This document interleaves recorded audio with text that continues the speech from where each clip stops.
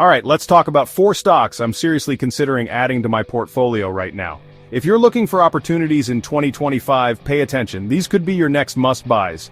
First up is Centene Corporation, ticker CNC. They're a health insurance giant serving millions across the US. And with healthcare always in demand, CNC's consistent growth could mean steady returns. They've kept up with changing policies, and their focus on government programs gives them a solid edge in an unpredictable market.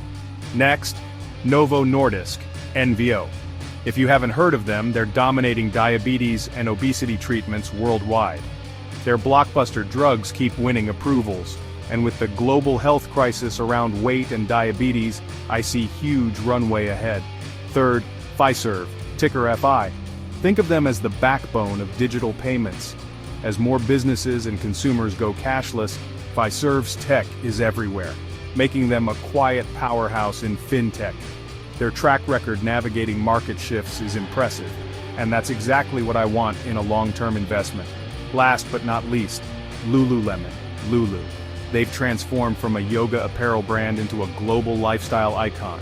Even as competition heats up, Lululemon's loyal community and expansion into men's and international markets keep fueling growth.